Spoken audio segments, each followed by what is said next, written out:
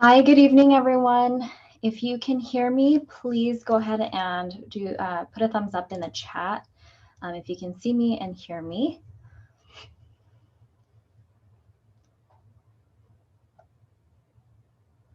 Perfect. All right. Awesome. So let's go ahead and get started. Some of you might already know me and know my colleague that is with me today from previous webinars, but if you don't already, my name is Dr. Teresa Cow. I'm a licensed clinical psychologist, and I'm joined tonight by my colleague, Mitch Pohl, who is a licensed marriage and family therapist. And we're super excited to talk to you guys about this topic today, discussing mental health with loved ones. And it's pretty timely too. I don't know if you guys are aware, but May is Mental Health Awareness Month. And so we want to talk to you guys all about, how to communicate with your loved ones about whether it's your own mental health or whether it's, a loved one's mental health, and just how to approach that topic, because sometimes it can be a little bit taboo. Sometimes there can be a lot of barriers that get in the way. But before we dive into that, as always, we have a few housekeeping items to go over before diving into the topic. So first and foremost, this is a one-directional webinar, meaning that we're not able to see or hear you guys. You're only able to see and hear us. What that means is that the only option to communicate with us is through the chat box. And so throughout the presentation, we're going to ask that you communicate with us through there, and we do like live interaction. And so we'll be asking you guys questions, and that's the way, you can type your responses in the chat box. And if you guys have questions for us along the way, we'd be happy to answer them too. Another thing is that this is the last webinar of the series that we had for the spring, but we are planning to have a few more webinars for the summer, and so just be on the lookout for that. We do advertise it through, our community partners such as Saddleback College, and through some of the clubs that we're connected with. So just be aware of that. And then I just want to remind you guys about the raffle that we have. If you were present with us in the last couple of webinars, we had 8 lucky winners for each of the webinars who participated throughout the full duration of the webinar and completed the surveys, the survey that we have at the very end. And so same with this presentation, we'll choose 8 lucky winners to win a $25 Amazon gift card. So don't miss out on that. And let's see what else. Is there anything else? I think that's about it. Just to give you guys a brief introduction of Mitch and myself, we work at Mission Hospital in the adolescent intensive outpatient program called Aspire, and the young adult intensive outpatient program called Vibe. So we work with individuals, adolescents, and their families, as well as young adults who have moderate to severe levels of anxiety and depression. And so this topic that we're bringing to you guys today is really relevant because we know that even a lot of our patients have a lot of difficulty and barriers to talking about their own mental health with their loved ones for a lot of different reasons. So we, as mental health providers, we have really seen a increase in demand over the past year for mental health services. So for therapy, for example, we've seen a lot of people reaching out for help, which is a great thing. It kind of shows that basically more people are aware of, the need for support, and that they're seeking help because they need it. At the same time, though, there's still a lot of stigma, a lot of barriers that we are going to talk to you guys about today. And so it's important to really know how to talk to your loved ones about your own mental health, or about, their mental health, in ways that make it effective for, your relationship and for that interaction that you have. So let's get into this real quick.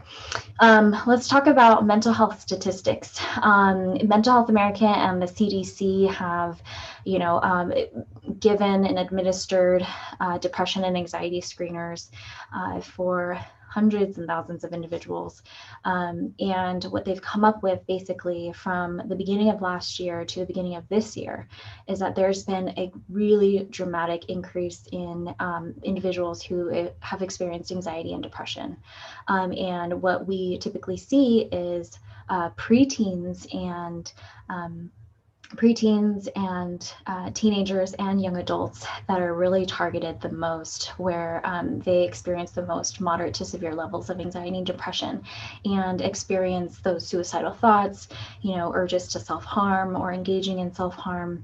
And a lot of these individuals are really struggling with the sense of loneliness and isolation, which isn't necessarily surprising to us, given that the pandemic has required us to socially isolate and be away from our loved ones and readjust and adapt to, how we communicate and interact with other people. And so this webinar this series of webinars is usually geared towards young adults in the community, but I know that there's a lot of other people who have joined us. And so, let me go back to this one, who have joined us. And so it's also really important to know that a lot of young adults really, really struggle a lot with their own mental health too. And so at this stage of life, right, young adults are going through a lot of different things, transitions and changes with jobs, careers, school, college, there's also relationship issues that come up, figuring out where they belong with their social group, developing romantic relationships that often are long lasting, and also dealing with a sense of personal responsibility and independence. And so that going along with a lot of the issues that came up throughout COVID, such as like unemployment and having to socially distance from loved ones, having to go to school online, having to just adapt and adjust to a lot of things over time has been really hard for young people, I would say, in this last year. So we have definitely seen an increase in demand of services. Again, that's a great thing. And at the same time, we're also wanting to advocate more and educate more. And so hopefully you guys are taking this information and also bringing it back to your loved ones. So let's talk really quickly about some college challenges too that a lot of us face when we want to share with other people about whether it's our own mental health or, we want to talk to our loved ones about their mental health. So one is, I know personally for me, a lot of family members who, aren't necessarily wanting to seek professional help, even though we know personally that they may be struggling really badly with depression, anxiety, and yet at the same time, either they feel like maybe they don't have a problem, or they might be resistant or opposed to seeking professional help for a myriad of reasons that they might have, right? That's one. And also, if you guys can put in the chat any other common challenges that you guys face too, whether it's, other people it's hard for you to share with other people about your own mental health, or, or vice versa. So you guys can go ahead and put that in the chat too, and we'll get to those. Another common challenge is maybe you want to share your own mental health issues with other people, but you're afraid that, your loved ones might belittle or invalidate what you're going through and say, oh, that's not a big deal, like everybody deals with it, or they might criticize you, or culturally it's not necessarily appropriate to share these things, right? And we'll go into those barriers in a bit. But that fear of sharing this information with our loved ones can be a really big challenge for us to seek support from others. Another one is loved ones may often disregard or undermine professional help. So the idea that there are some people we know, that feel like therapy is not helpful, or they think that it's not something that is valuable, right? And so sometimes we run into that issue too, where they disregard the value of treatment and the value of seeking help. Another thing is not being able to access resources, or not knowing what the resources are that are available around you in the community, right? And so that also being a challenge to navigate as well.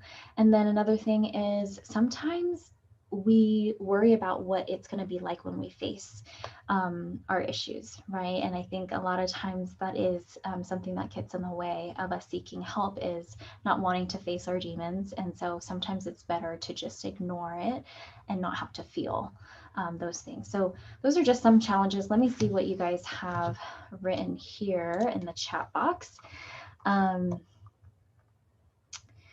So financial resources absolutely is a big barrier. Nurturers in the family often feel the pressure to always be the nurturer and not seek and ask help themselves. Absolutely, 100%. When you feel like you're the caretaker or the nurturer, as you put it, it's very hard to recognize your own need for support, right?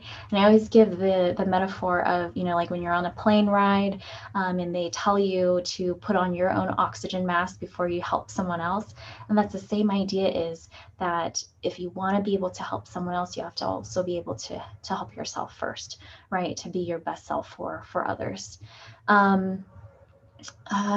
Family doesn't believe me, so I have stopped sharing. So yeah, so when families feel like, I hate to use the word, but like you're lying or you're faking it, right? Or that it's not really true, or that, you're being dramatic, right? I think a lot of times we kind of hear that from people who disregard and don't necessarily understand what we're going through. And that can be extremely hard.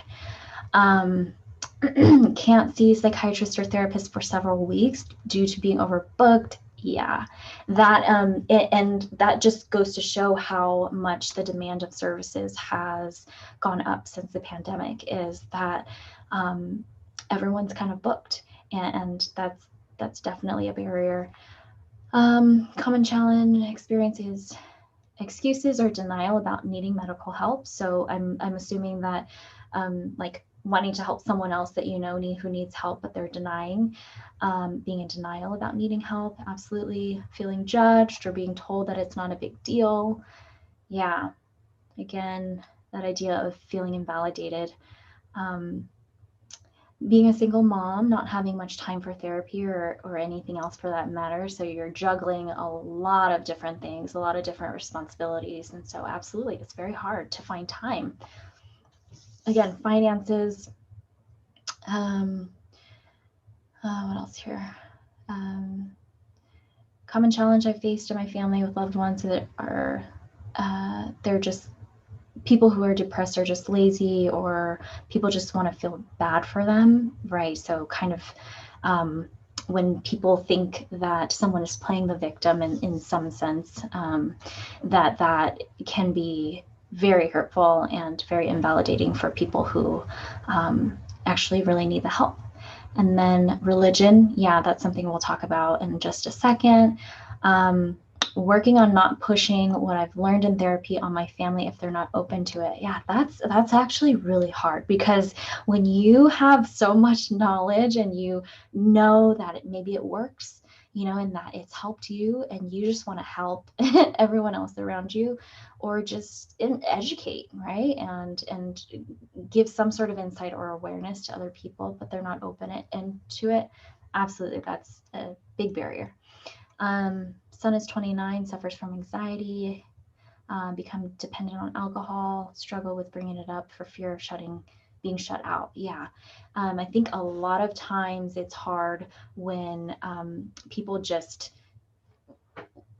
when there's an issue, a clear issue, but based on maybe previous experiences with that individual, it's, you're walking on eggshells, or that it's just very hard to talk to someone about their issues. Yeah. So all of these are really great points, you guys. Let's get into the more of the barriers and the stigma.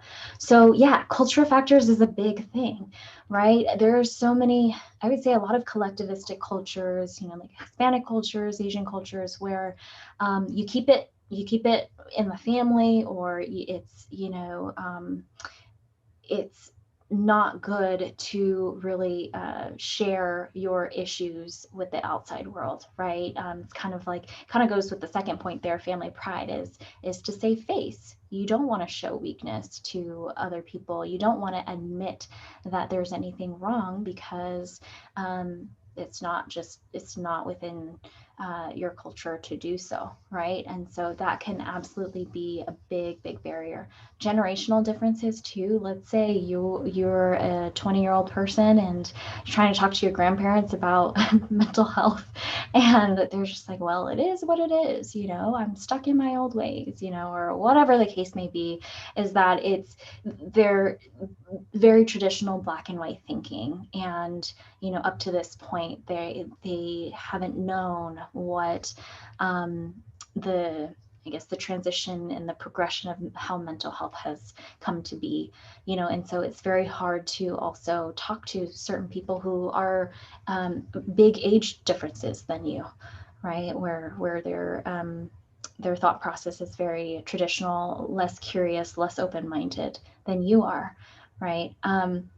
Religious beliefs. I think someone had mentioned that on the previous slide in the chat box. Yeah, absolutely. I think individuals who have a strong sense of faith is always, I think that so many people have found comfort in that, and that's actually a very good thing. I think sometimes it can become a barrier when that's the only thing that they believe is going to solve or resolve all of their issues, right? When they start to believe that there's no sense of your own locus of control to help your own circumstances, right? And then you leave it all to being God resolving everything. And I personally do come from a Christian background too, and I have my own faith.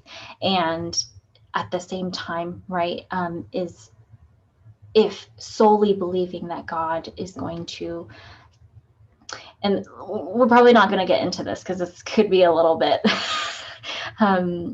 some issues come up, but the idea is basically that we do also have a sense of our own control over certain circumstances, right? And so religious beliefs can also get in the way sometimes.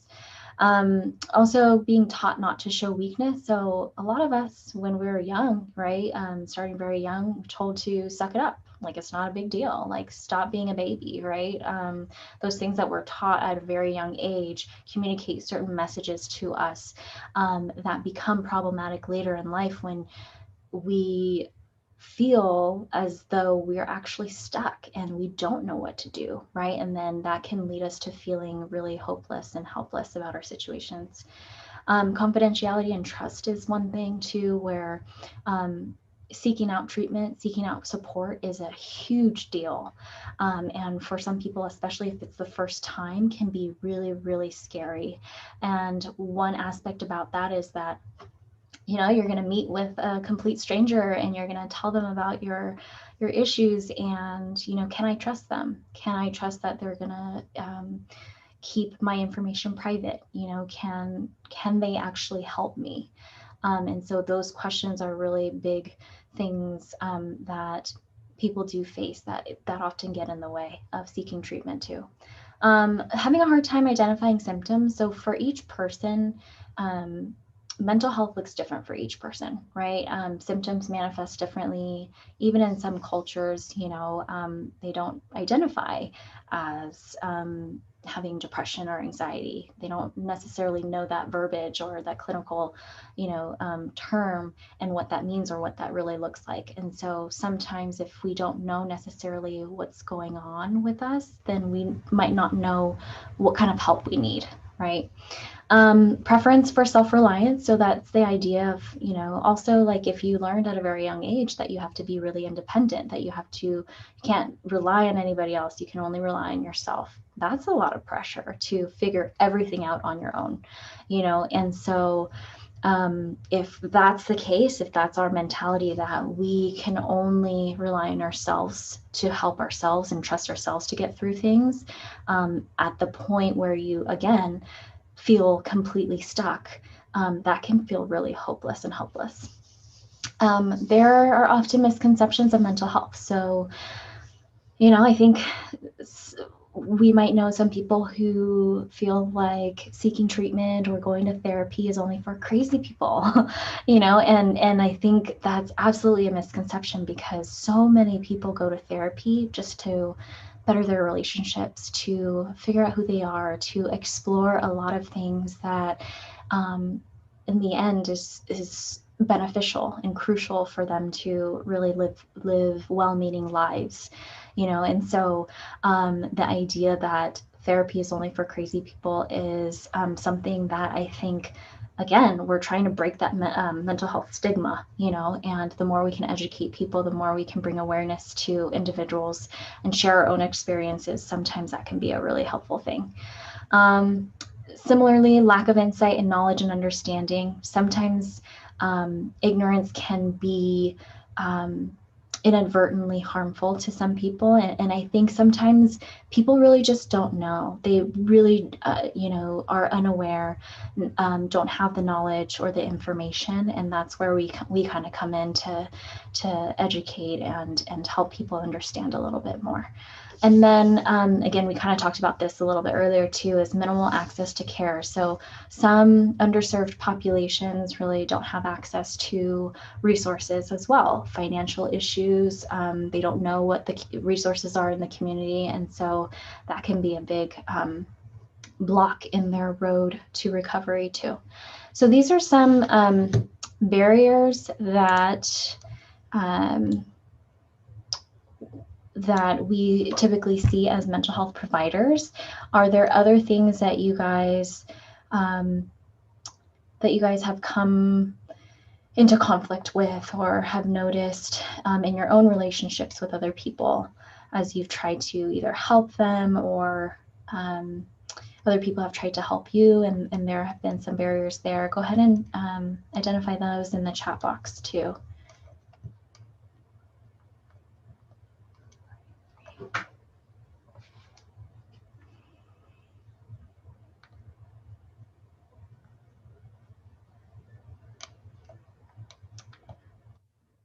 No. Okay. We can always come back to this as well if you guys come up with certain things. Let's see. Oh, here we go. Employer doesn't understand the need for help. Yeah. There are some organizations that have EAP employer assistance programs, but not all companies have that. And yeah, a lot of times bosses, managers, employers don't really get that we're struggling, right?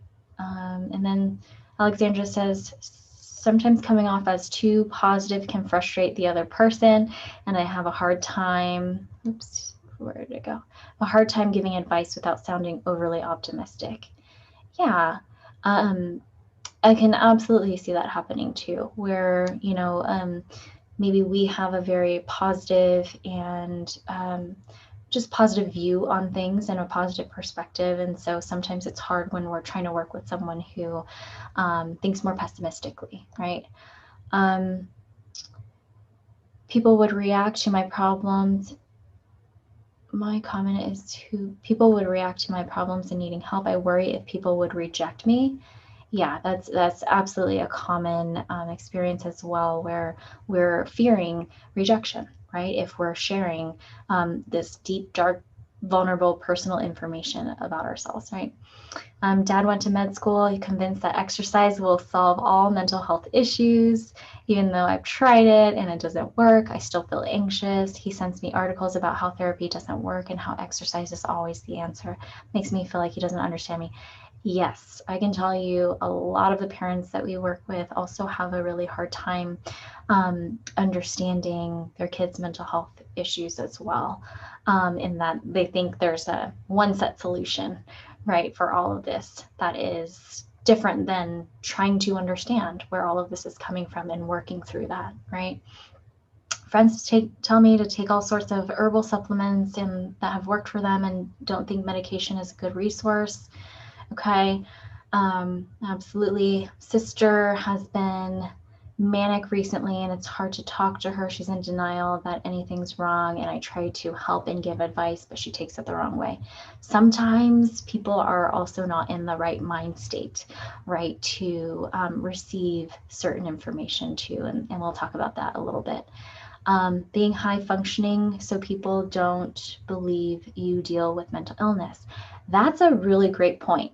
Sometimes depression doesn't have a face. Anxiety doesn't really have a face, right? We often mask what we're experiencing.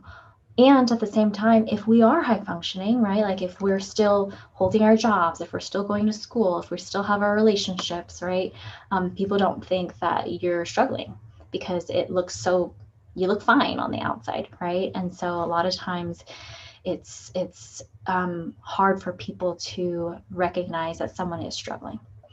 Okay, great points, you guys. I'm going to go ahead and pass on the baton to Mitch to continue the show. Awesome. Yeah, on that point of, being high functioning or appearing high functioning, and so maybe people don't notice as much, right? We see that, for example, with people with ADD, right? Maybe not the hyperactive, but ADD where it's the inattentiveness. And so people can be doing well in school, grade school, middle school, high school for a long time, and be struggling in ways that other people don't see. Just to get the grades that they're getting. And the same thing with anxiety and depression, right? We may be functioning and everybody thinks on the outside we're all right. They don't understand what we're up against just to try to put that face out to the world, just to try to accomplish what we feel like a lot of times we're barely accomplishing. Difficult to do that if it's not obvious, right? And so being misunderstood, that's a really great point. So let's talk about the signs to look out for, because sometimes on that note, there are things that are visible to the outside world, and it might cue us to realizing that there is something going on here. And in the theme of our webinar here, we can maybe start the conversation, which we'll get to next. But what are some of the signs that might start us paying attention and just asking, getting curious, and maybe giving someone that chance to voice, hey, this is not just a one-off thing. There really is something going on here. So for depression and anxiety, we'll go through some symptoms that show up. Low mood, which is really, I'm feeling down, is really what we're trying to say. Feeling down, the sadness, irritability is actually a sign of depression. And I think that that's one that doesn't always get talked about. However, if we're really sad, or we're frustrated with ourselves, or we're frustrated with the way life is going, or frustrated with the way that life isn't going, things aren't the way that we want them to be. All of that is actually that comes out as irritability is actually a sign of depression, a really telltale sign of depression. And if you think about it, the way I always like to put it to my clients, if you're having a great day, are you going to react as irritably towards someone as if you're having a bad day? And same thing if you're depressed, and this is, depression, this was just been going and going and going, that irritability is there, and it can often build up. And people can actually attack us and misunderstand us. Why are you so mad, right? Like we chose that. And sometimes we can turn that frustration on ourselves. And really that's there because we're sad, or because we're depressed, because we're struggling. Crying being another sign, of course. With anxiety, you have the fidgeting and the shaking. And again, that can be a sign of I'm sitting there at my desk and my legs are always moving, or I'm always fidgeting with something, tapping my fingers all the time. Some of us are naturally like that. And others, it's a sign that, hey, there's something going on subconsciously, right? And again, you think about it. If a situation itself is causing you to be anxious, you're likely to see these symptoms. If these things are going on and you're not necessarily thinking about something anxious that makes you anxious, okay, is there something going on beneath the surface, right? Panic attacks, and that can take many forms, of course, right? Shortness of breath, tightness in chest, dizziness, everything feels like it's whirring around, moving around. And so panic attacks, again, a lot of symptoms, takes a lot of forms there, really debilitating when they strike. Very difficult to deal with panic attacks and still keep doing what you're trying to do. Self-critical or self-doubt comments, right? And these might be something when we're talking about signs to look out for, something that somebody voices. If you try to give compliments or you're giving somebody feedback and it's a really self-critical comment, or someone doesn't really has voiced that they don't think they have what it takes, they can't do it, I never do anything right. Signs of depression, right? Overeating or undereating, right? Depression and anxiety can cause higher appetite to try to help us cope, or lower appetite, right? I just don't feel like eating. Insomnia or hypersomnia, right? It can be either difficulty getting out of bed or difficulty going to bed in the first place, right? Because those racing thoughts are going on. And other times, just depression and anxiety, they wear you out. And anxiety, it's not only the mental gymnastics that you go through, also we do carry our stress in different parts of our body. Carry it in your shoulders. And that's like getting a workout for your shoulders over the course of the day. You're going to wear yourself out by the end of the day, and you're going to need even more time to recover. Difficulty getting out of bed, I think that's a very common one. However, it's different than I'm just exhausted because it's been a long and tough few days, or my bed is really warm, right? When we're talking about the depression aspect of it, what's the point of getting out of bed? I have nothing and I have no one to look forward to. The day in front of me seems like a mountain that I cannot climb, right? These would be things going on that tell us there's something other than just it's cold outside and my bed is warm, right? Low motivation or avoidance of daily tasks. This is the one somebody had mentioned earlier.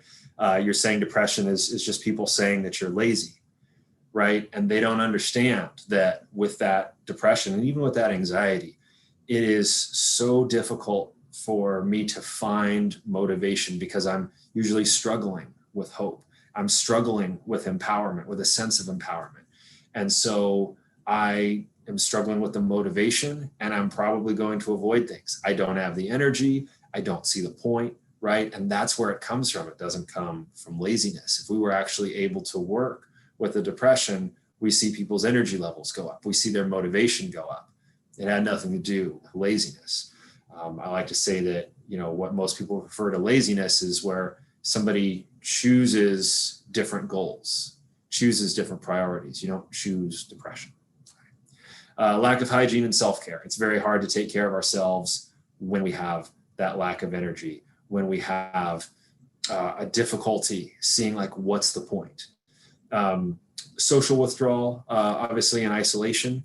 Again, this could be social anxiety, or being around people wears me out even more. And also we tend to see that as we lose our sense of purpose in life, we're going to go further and further from engagement with other people or engagement in anything. And obviously deterioration in school and work performance.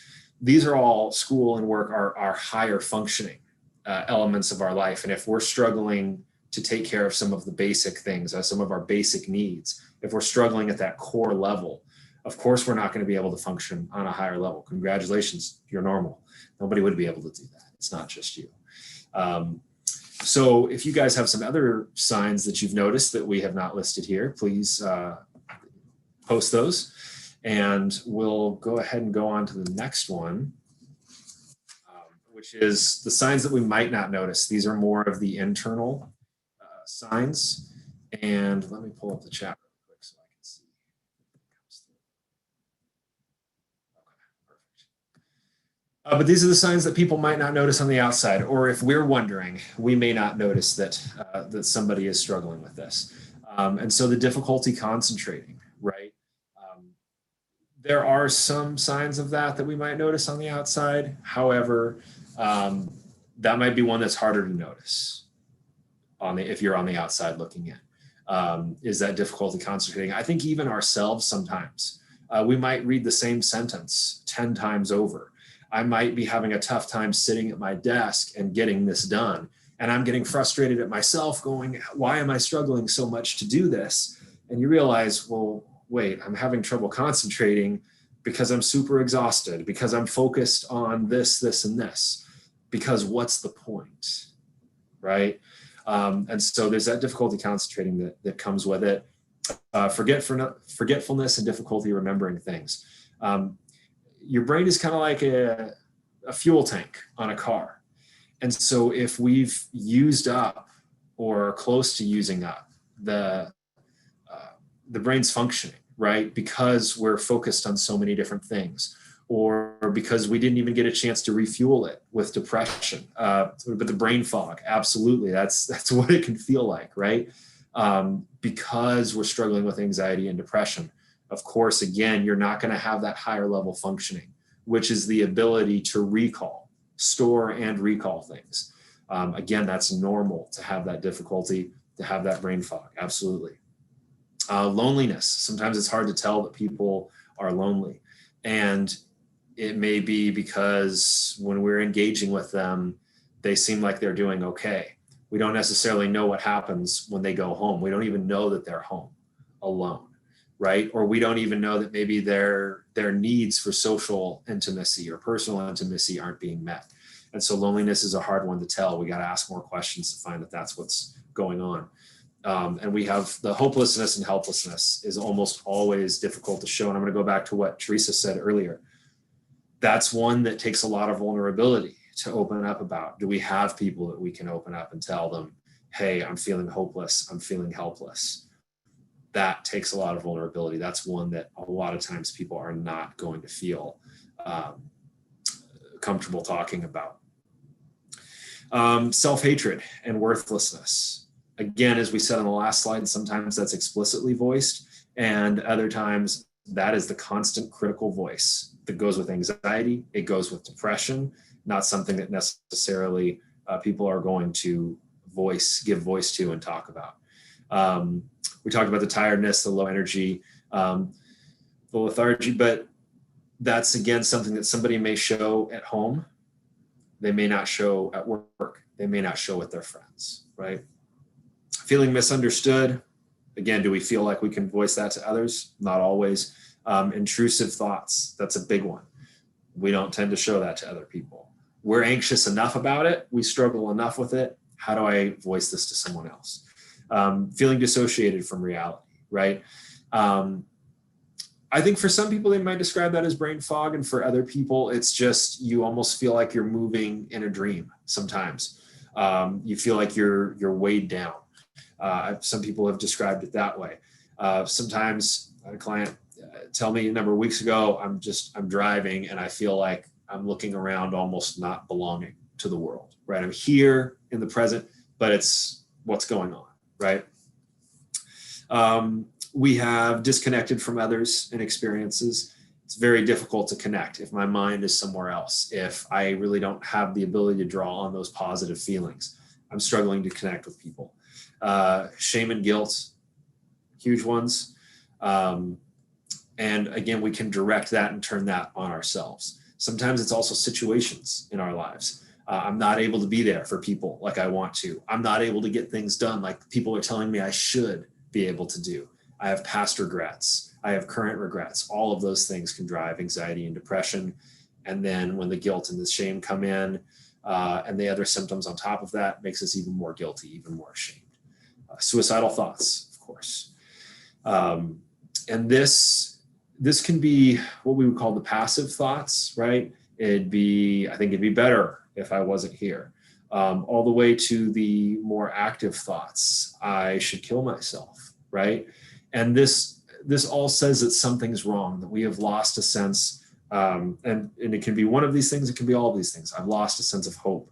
I've lost a sense of control, right? For the present, for the future. I don't like the way that my life is, and I'm not sure that I can change it. Life is not going the way I want it to. Everything is negative. All of these things can drive the suicidal thoughts, right? Feeling that numbness, of course. And we would say that with that numbness, sometimes that is the inability to feel anything, not just positive emotions, but sometimes I feel like anhedonia. I don't feel anything at all. I'm just walking through the day almost like a zombie.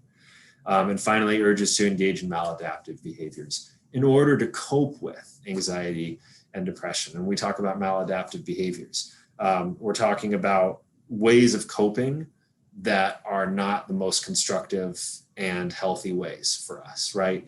And this could be self-harm, alcohol, drugs, sex, in ways that are not healthy or not recreational, right? These are ways of trying to cope with anxiety and depression. Let's see, I'll read through the comments here. No motivation for intimacy. Yeah, absolutely. And whether that's interpersonal or sexual intimacy, absolutely. That is one of the first things to go, right? Is not having that motivation, that drive, that desire. We saw brain fog there.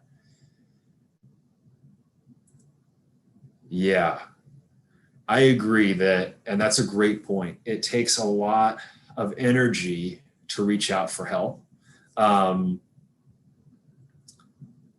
And yeah, people don't, and this is why I wish so many people could see this slide. And that's where we want to point out the first one, is because it would really be helpful if people could reach out and say, hey, I kind of noticed this. Is everything okay? Right? Somebody to take that first step. I think it's difficult. Yeah, when we're down, when we're struggling, when we're anxious, it takes a lot more energy to reach out. It also takes a lot of vulnerability to reach out. And when we've poured ourselves out, which can be exhausting in and of itself, I know with a lot of people, they wonder, what's the response going to be, right? What am I going to get the help that I need? Because it's so difficult and it's so exhausting and it's so vulnerable to pour myself out. Is this even going to be worth it? And sometimes it helps open that door when somebody asks us and shows that they care. So yeah, I think it would be nice if somebody would reach out and somebody would notice. I agree with you 100%, 1,000%. So difficult to tell if a person is usually quiet and reserved. Yeah, and we see that all the time in my work with kids, adolescents, and adults. If somebody is more reserved, more introverted naturally, it is extremely difficult to tell. And those are the ones where usually it'll get to a crisis point before anybody actually notices, right? That it's definitely very common there. So, okay. And if you guys have any other signs that might not be noticed, might be more internal, please feel free to comment on those. So how to encourage others about mental health. This is going along with that comment of, I wish that people would reach out. I wish my family would understand. Sometimes it's going to take us starting the conversation, right? And of course, all of you are here. You're in this webinar, which is awesome. And so sometimes the change starts with us. And I have worked with a number of clients, all kinds of backgrounds, socioeconomic backgrounds, race, culture backgrounds, religious backgrounds. And sometimes it's the person who's in therapy that catalyzes the change within the family, right? Not that it happens right away. It can happen though, starting the change within your friends. We've had a number of teens in this program say, I finally reached out to a friend and opened up and it went really well. And then that friend started opening up to me, right? Somebody had to start it. And if somebody hadn't started it, who knows what would have happened, right? Maybe they never would have started.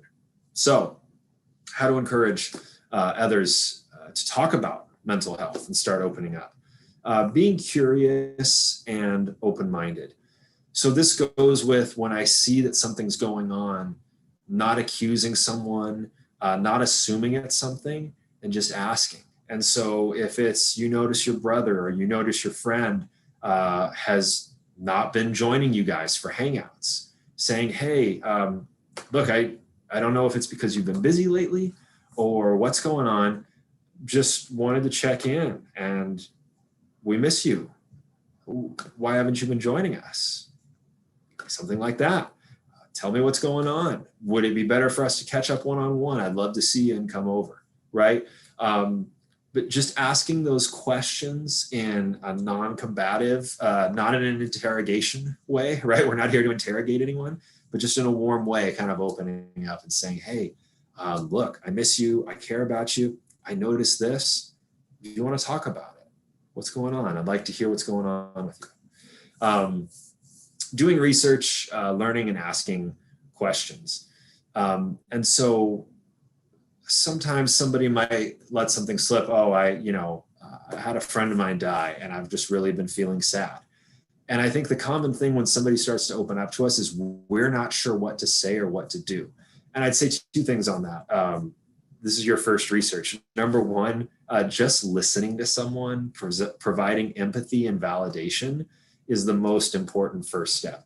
You don't have to solve someone's problem. And in fact, most of the time, people don't want you to solve their problems, at least not right away, which is a really hard thing to accept. And I totally get that. The best thing that we can do is just to listen and let people know that we're there first. And that's empathy and that's validation. So no worries if somebody starts talking and you're like, I'm not sure what to do with this. I'm not sure how to help them feel less anxious or feel less depressed. That's okay. Even as therapists, we're not sure how to do that first, second session at times. That's all right. And I had a professor of mine back in the day say, when you're not sure what to do, just ask questions. Let them know that you care. Listen. Hell, that's good advice even when I do know what to do sometimes. So just doing that first, and then it gives you the chance to step away, do some research, do some digging, right? Ask other people, hey, my friend's struggling with this. What would you suggest? What's worked for you? What's worked for someone else, right? If you have your own counselor, right? Talking to your counselor. Just being able to step away and say, hey, let me see if I can figure out some ways to talk about this with other people. And maybe just learning about it. If you've never been exposed to what they're talking about before, kind of learn about it first. Recognizing and tracking the signs, right? And that's kind of being on top of and monitoring. Oh, do I see some of these things showing up? Rather than wait and see for 6 months, are they going to just kind of get over it and feel better? Maybe we ask more towards the beginning of that. Support groups for parents and families. These take a variety of forms. You have support groups for all kinds of struggles, issues. There's grief, there's alcohol, there's anxiety, depression, anything related to sexuality. There are so many different support groups. And what I love about the group work that we do, and what I love about support groups, is that it, first of all, lets you know that you're not alone. And that's a big one. And then there are other people who are going through the same thing who understand you, number one, and number two, can provide some good advice and good input if and when someone is ready. So highly recommend support groups on that one. Being a part of their treatment. If someone's attending therapy and it's like, hey, can I help you with accountability? Can I be a conversation for you throughout the week, right? What are you working on? And we can have a discussion about that. Maybe I can even try it with you, right? If you're trying to apply a skill, for example, of getting out of bed by 8 o'clock every day, you know what? I'll get out of bed at 8 o'clock with you too. And we'll call each other at 8:05 to see how it's going. Had a client do that in the past, right? Cool. Things like that, like offering to be part of what they're working on in treatment. Seeking out the resources, right? Community resources are often a thing. And that's not just support groups, but let's say someone needs help with some food or clothing or finance options, right? Those resources as well, religious resources. Helping somebody find those resources sometimes can make a big difference. Safe and positive home environment. That's obviously just being nurturing, not obviously. That's being nurturing and supportive, right, of what someone is going through. We see that all the time, that we may not always understand. We may not even necessarily agree with what's going on. Just trying to be as positive, as empowering, as validating as possible. And somebody knowing that they can count on you to just support them in that way can make all the difference in the world. Monitoring safety and risk issues. Calling 911, the CAT team, which is a crisis team, to consult and assess when needed. One of the things I see is sometimes we think if we're talking to people about their struggles, that then they become our responsibility. Like their safety becomes our responsibility. And that is too much for anybody to take on, right? Unless you're the counselor. And even with counselors, right, we're seeing at a certain level, no, this needs to be in other hands to help keep them safe and protect them and help them protect themselves. And so that's the idea, is that if I'm talking to somebody and I'm worried about their safety, it's not up to you to ensure their safety, right? Day to day, hour to hour, day to day. And so the idea is knowing that you can call 911, knowing that you can call the CAT team to go out there and make sure that they're safe and to take further steps to keep them safe if needed. You don't need to do that. And I think that's too much to take on there. Becoming an advocate for mental health, right? And whether that is going to marches, that's donating, that's talking with your family and friends. There are ways big and small that we can advocate and start to spread the word. I worked in community mental health for a few years. And I, like I told the story earlier, I would notice that somebody would come home after going to therapy, and they might have gotten a lot of times they got criticism in the beginning. People started seeing the changes and they said, yeah, well, this is, and the way I would always put it to clients was to say, well, you know, this is your mental and emotional health. If you break an ankle, you go to a doctor, and there's no shame, there's no stigma. They put a cast on, it heals up, you're good to go. You go on with your life the way it was before. With our mental and emotional health, we have experiences in life that have sprained and broken our hearts and our minds. And there's no shame in saying, I'm going to do what I need to do to get the healing to set myself back on track. And so clients would tell me, I'm 6 months in, you know, we're into treatment, and oh yeah, my mom signed up to come in the other day. She's been seeing the changes. She's been seeing that it worked. And I was telling her that analogy, and she was willing to come in. Cool. That's a form of advocacy, is telling other people about how beneficial this can be, right? And starting to change it from a dialogue where there's stigma and there's misunderstanding to promoting that understanding. And it's consistency with that, because nobody's usually going to immediately, when you say it, go, oh yeah, I guess everything I believed for 40 years was wrong. You know, not usually, right? It takes time, it takes consistency, and sometimes they have to see the changes in someone else for them to be able to accept that. Talking to treatment providers and school staff. We see that sometimes in the school setting. We have to advocate for people to get assistance at the school. And so sometimes if this is you advocating for your kids, or advocating for your friends in some way, if you need to go with them to an appointment, or you need to talk to the school because, you know, your kids are in treatment. If you need someone to talk to, we had somebody earlier, like maybe employers don't understand that you need help. Do you need an advocate, mental health advocate, legal advocate, to come in and help advocate for you and step up and help you get the assistance you need? Okay, then that's a good thing to do.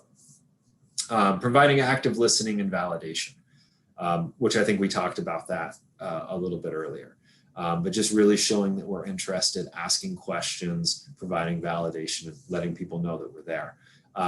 This encourages people to share more, because it might be a sentence or two at the beginning. And if you show you're curious and you show you care, people are more willing to open up.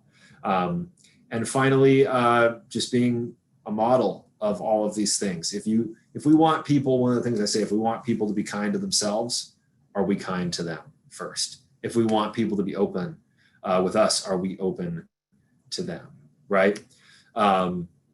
If we want people to take care of themselves, are we showing that we take care of ourselves too? Otherwise, it kind of rings empty when we say something, right? So I think that's important to encourage others to have the conversation about and to engage in mental health. Any questions and comments on this one before we move forward? I'll give it a minute while you guys type stuff in.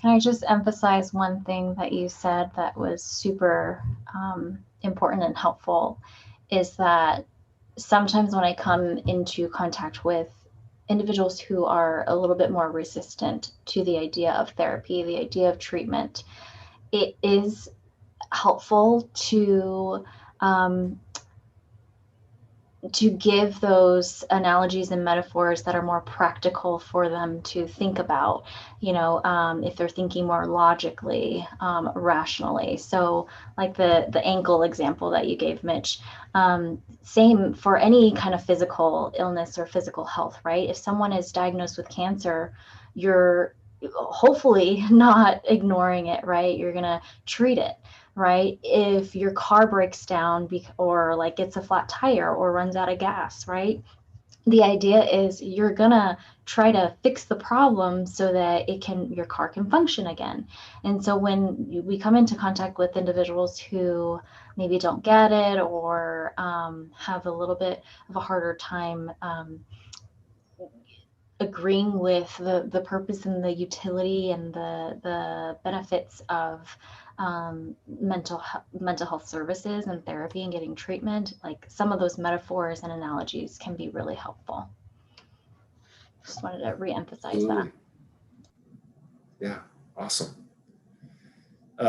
We got from Teresa, can you give us some icebreakers on how to see therapy is going?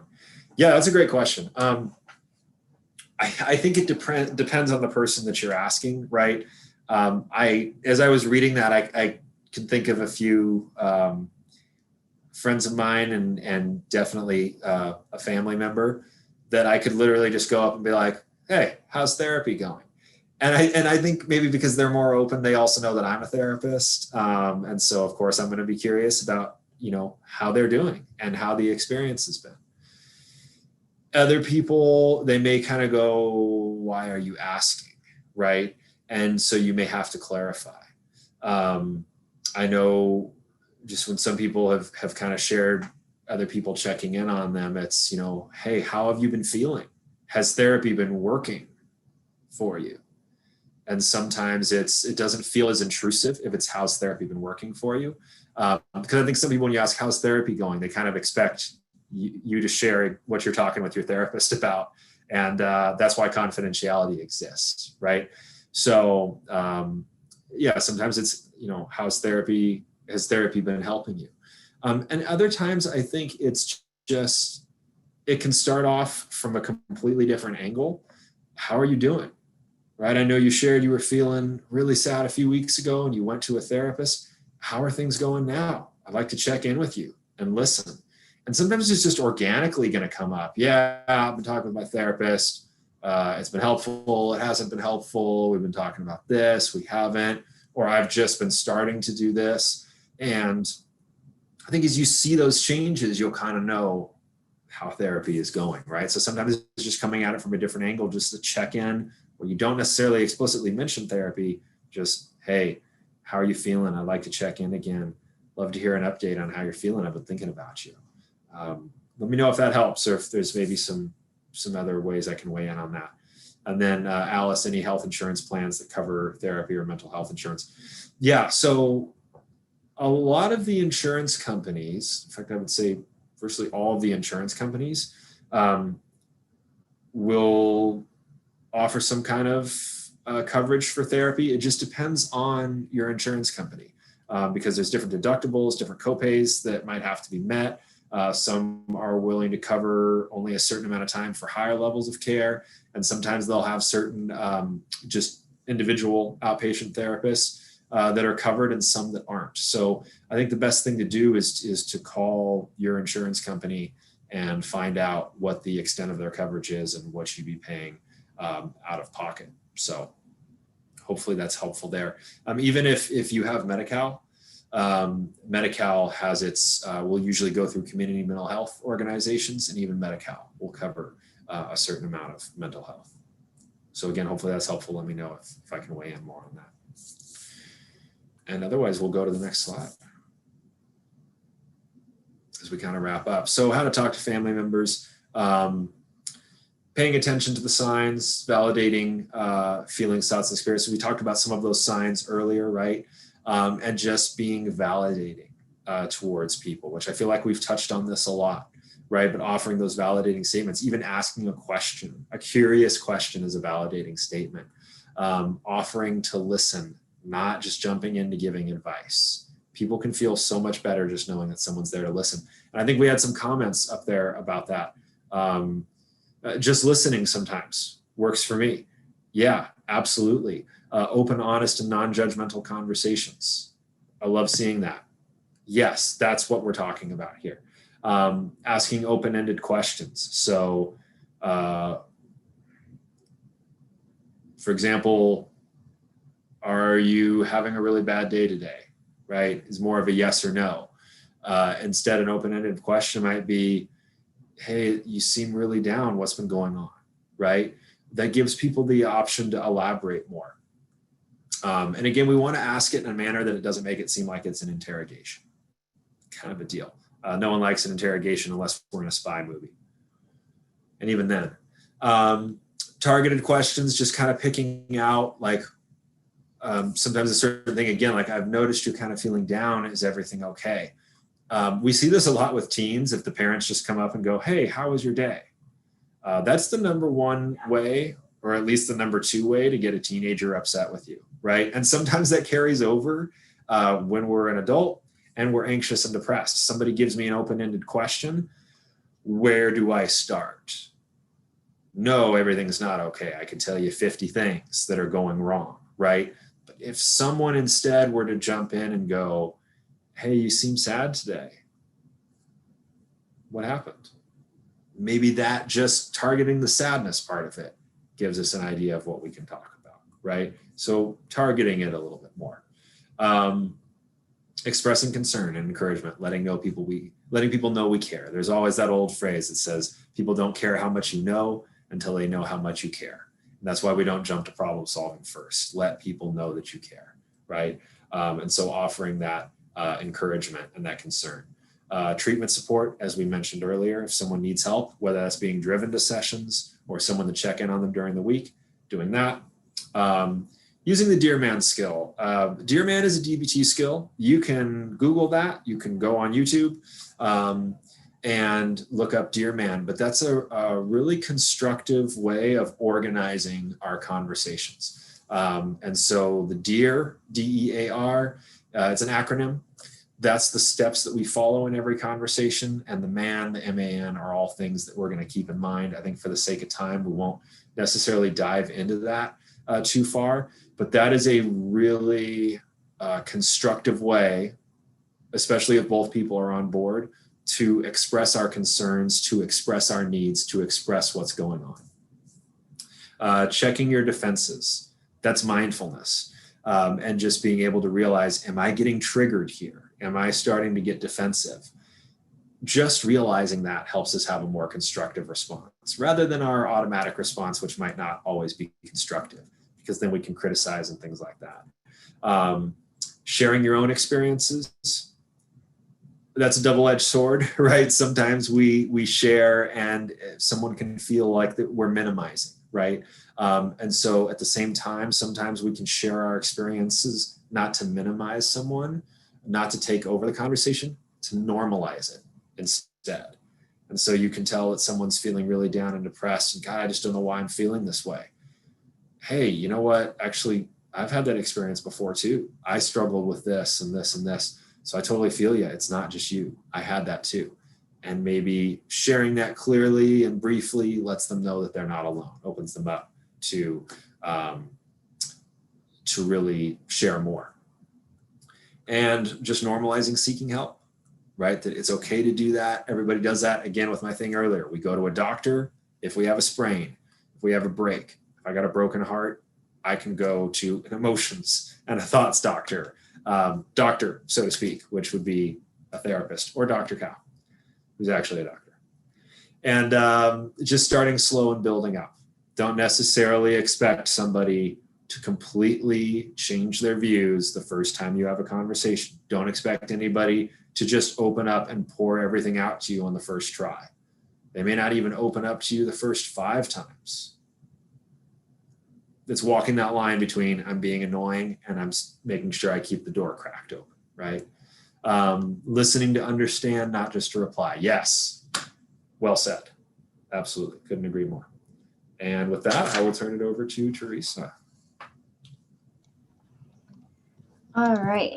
Thanks, Mitch. So we are about finished here, and we want to wrap up just for the sake of time. Want to be mindful of your guys' time, but any last thoughts or questions that you guys might have, you can type it in the chat box real quick, or you guys can always email us. So I put some community resources here for you guys, same as the last webinar that we provided to you guys as well. So the VIBE program is the program that we work with. It's the young adult program for individuals who suffer from more moderate to severe levels of anxiety and depression. And that's the phone number there for you, the email there for you. If you know any individuals that can benefit from a program like this, it's mostly group-based therapy, 3 to 5 days a week, 3 hours a day, really intensive treatment that is really beneficial for individuals who just need more of that support than once a week or twice a week therapy. Then for young adults who really want like life skills workshop, independent life skills groups and things like that, the Family Resource Center provides a workshop there. Hidden Strength Behavioral Health also does, and then Wellness Center South does as well. Western Youth Services provides mental health services up to age 21 for, I believe, lower cost. OCA PICA, I believe that stands for Orange County Asian Pacific Islander. I do not remember the last 2 letters, but basically they do provide free counseling and case management services. So they'll connect you with community resources for housing, job searching, I believe, free counseling for, I believe, 10 sessions. So that is really helpful too if we're struggling with finances and trying to find support. And then these other hotlines here: domestic violence hotline, child protective services, national suicide prevention hotline. If you guys don't have those numbers already, please take them down. You don't know who you might run into that might need it, or if you need it yourself, please reach out to those resources. Okay. Let me see, someone mentioned in the chat here. Very informative. Thank you. Look forward to more of these. As mental health professionals, do you have unique challenges when talking about mental health with loved ones? Yeah, we run in, I can speak for myself personally. I run into these issues myself with other family members. And so absolutely, it's just because we're mental health professionals doesn't mean that, you know, we're not like the rest where we struggle with the same issues. April says, I learned a lot of helpful information. I'm also doing the webinar for my psychology extra credit, although I'm not sure if this one is also considered. Is it? I'm not sure exactly which webinar you had mentioned to your professor, but I mean, this is a mental health, understanding mental health webinar series. So yes, I would think that this counts for you. All right, you guys, so for the sake of time, I'm going to close out so that you guys can do the survey. And remember, if you do the survey, then you get a chance to win the $25 gift card. And be on the lookout for our next webinars for the summer, okay? Thanks so much, you guys. Have a good night. Take care, everybody.